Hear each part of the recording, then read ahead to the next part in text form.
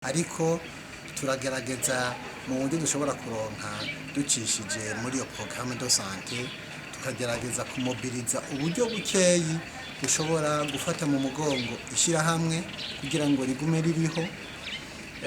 Ubundi buryo tukagerageza gufasha bikeyi dushobora nko kugurira amakaye makeyi abana bantaho nikora, nko kuvuza abana bari muri iki kigo n'abandi bana batwituye tugahera tukabavuza nabo nyine tukabavura ku buntu n'ukuri ntitwikwira gato.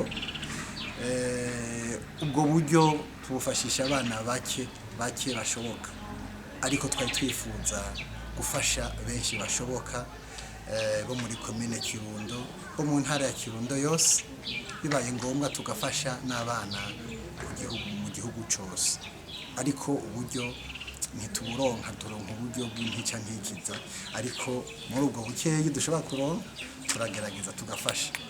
Nk'uko warubuze, twari twifuza ko abantu bose baba bafise ikigongo, abantu bari Burundi n'abari mu mahanga bumva bafise ikigongwe, babona abo bana bari mu ibarabara batagira cepfo ca ruguru, abo bana bari mu miryango isanzwe ikenye cyane, badashobora kuja ku ishuri, badashobora gufungura.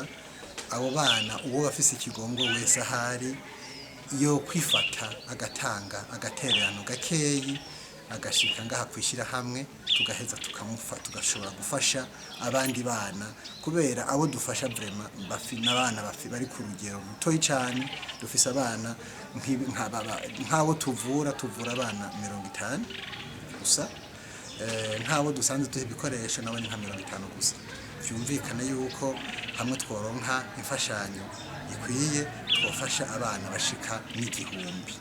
Nico gituma twashaka gutera kamo umurundi wese kumbe n'umunyamahanga yoba afise umutima w'ikigongo ko yotwegera agatanga agafashanyo ashoboye kugira ngo dushobore gufasha urwaruka rwinshi rushoboka.